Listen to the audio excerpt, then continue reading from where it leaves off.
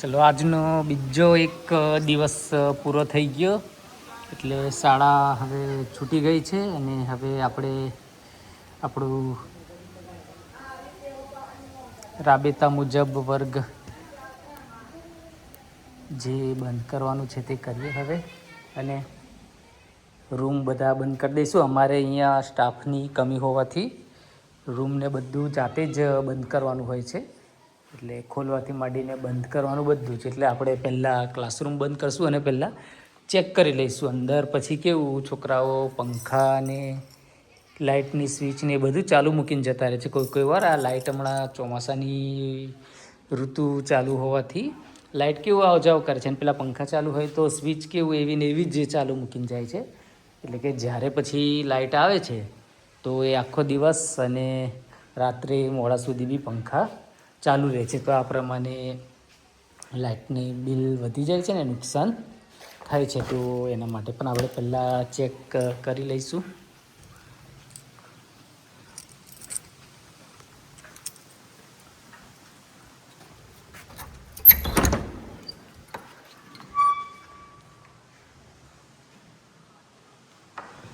બંધ છે આજે બધું કમ્પ્લીટ.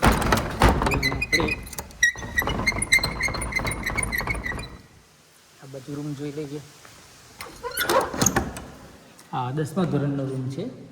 તો આજે તો એ પણ બંધ છે. એટલે પહેલા જ દિવસે જ્યારે સ્કૂલ ચાલુ થઈ એ દિવસે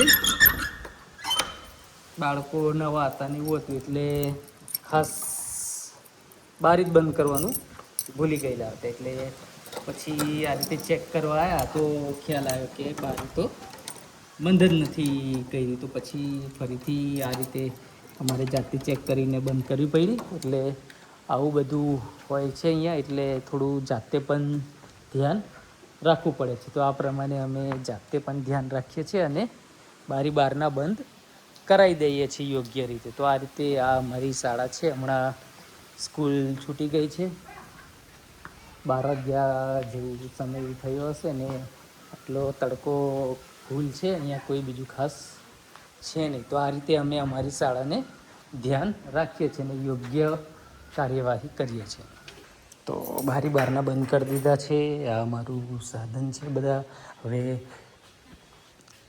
આપણી પણ ફાઇલ ને અસ્ટર ને બધું વ્યવસ્થિત તિજોરીમાં મૂકી દઈએ. આ તિજોરી છે જે અમને ગિફ્ટ મળી હતી હમણાં ગયા વર્ષના ધોરણ 10ના બોર્ડના વિદ્યાર્થીઓ હતા એમાંથી આ જે 4-5 નામ લખ્યા છે એ લોકોએ અમને ગિફ્ટ આપી હતી. તો આપણે તિજોરી બંધ કરી દઈએ અને હવે શું